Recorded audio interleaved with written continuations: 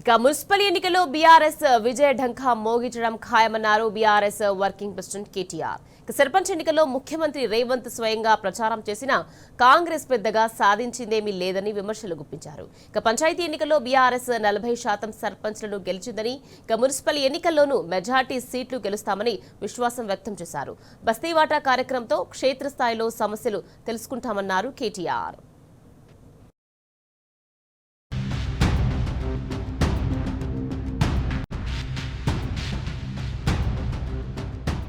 Municipal ఎన్నికలకు BRS party సిద్ధంగా ఉందని బీఆర్ఎస్ పార్టీ వర్కింగ్ ప్రెసిడెంట్ మాజీ మంత్రి కేటీఆర్ స్పష్టం చేశారు.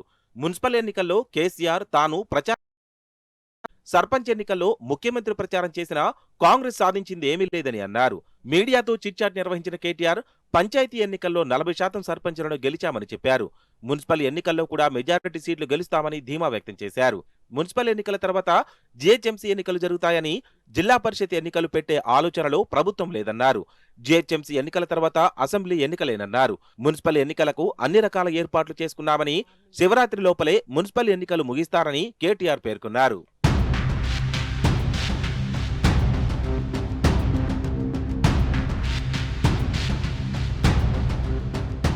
బస్తీబాట కార్యక్రమంతో క్షేత్రస్థాయిలో సమస్యలు తెలుసుకుంటున్నామని, 10 ఏళ్లలో మేము చేసినవి కాంగ్రెస్ 2 ఏళ్లుగా చేయనివి గుర్తు చేస్తున్నామని కేటీఆర్ తెలిపారు.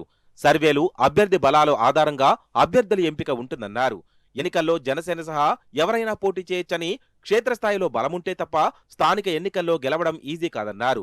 జిల్లాలను ఎత్తేసే ప్రయత్నం జరుగుతుందన్న కేటీఆర్ జనగాం, నారాయణపేట, వనపర్తి, సిద్దిపేట, సిరిసిల్ల, నిర్మల్, మంచిర్యాల జిల్లాలను ఎత్తేస్తారనే ఆందోళన ఉందని తెలిపారు.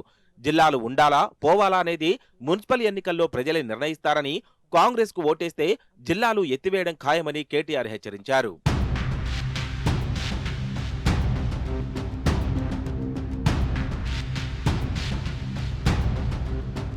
స్థానిక సమస్యల ఆధారంగానే మున్సిపల్ ఎన్నికల్లో ఓటు వేస్తారని కేటీఆర్ స్పష్టం చేశారు. ఫార్ములా ఈ ఫోన్ ట్యాపింగ్ జరిగినట్లు ఆధారాలు చూపలేకపోయారని పేర్కొన్నారు. ఫార్ములా ఈ కేసులో దోషులుగా చెప్తున్న గ్రీన్ కోతో దావోస్లో రేవంత్ చర్చలు జరుపుతున్నారని అన్నారు. బొగ్గు కుంభకోణంపై సీబీఐ విచారణ కోరే దమ్ముందా అని సవాల్ విసిరారు.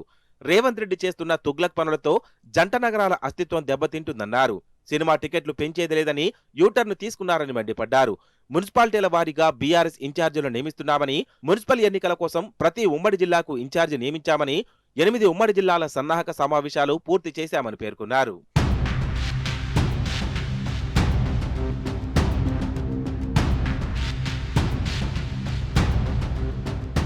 జిల్లాలు తొలగిస్తారని ప్రచారం జరుగుతుందన్న కేటీఆర్ దీనితో ఆందోళన ఉందని అన్నారు. కొత్త జిల్లాలు చేసిన పట్టణాల్లో జిల్లాలు ఎత్తేశారు అనే భావనలో ప్రజలు ఉన్నారని పేర్కొన్నారు. జిల్లాల అంశాన్ని ప్రధానాస్త్రంగా మున్సిపల్ ఎన్నికలలో ప్రచారం చేస్తామన్నారు. మున్సిపల్ ఎన్నికల్లో ఎన్నికల కోఆర్డినేటర్లు పెడుతున్నామని, స్థానిక నాయకులు ఎవరికి టికెట్ ఇవ్వాలని డిసైడ్ చేస్తారని తెలిపారు. ఎన్నికలు లేని నాయకులు, ఎమ్మెల్యేలు మున్సిపల్ ఎన్నికల దగ్గర ఇన్ఛార్జీలుగా నియమిస్తామని తెలిపారు. లోకల్ ఎన్నికలు కాబట్టి లోకల్ వాళ్లే ప్రచారం చేస్తారని, స్థానికత ఆధారంగా ప్రచారం నిర్వహించనున్నట్లు కేటీఆర్ వెల్లడించారు. స్థానిక సమస్యలను ఎజెండాగా ముందుకు తీసుకొని ముందుకు వెళ్తామని అన్నారు.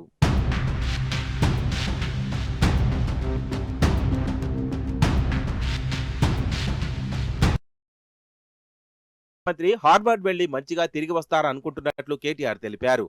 పటాన్చెరువు ఎమ్మెల్యే కూడా మా బీఆర్ఎస్ పార్టీనే గెలిపించాలని అంటున్నారని, తాము కూడా అదే అంటున్నామని కేటీఆర్ స్పష్టం చేశారు.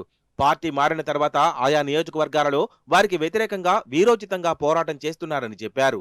సింగరేణిపై మంత్రులు ఎందుకు మాట్లాడడం లేదని ప్రశ్నించారు. సింగరేణిపై సిట్టింగ్ జడ్జితో విచారణ జరిపించాలని డిమాండ్ చేశారు. సీఎం ఇక్కడ ఫార్ములా ఈపై విచారణ అంటాడని, అక్కడ దావోస్లో గ్రీన్ కోతో చర్చలు జరుపుతున్నారని ఎద్దేవా చేశారు. ఒక దగ్గర మంచోళ్లవుతారు, మరో దగ్గర చెడ్డోళ్లవుతారు ఎలా అని ప్రశ్నించారు. హైదరాబాద్ కార్పొరేషన్ ఒక్కటే ఉంటే మేమేం మార్చలేదని రేవంత్ రెడ్డి జవాబు చెప్పాలని డిమాండ్ చేశారు. రేవంత్ రెడ్డి ఓ తుగ్లకని సమాధానం చెప్పే వరకు ఆయన వెంబడి పడతామని అన్నారు.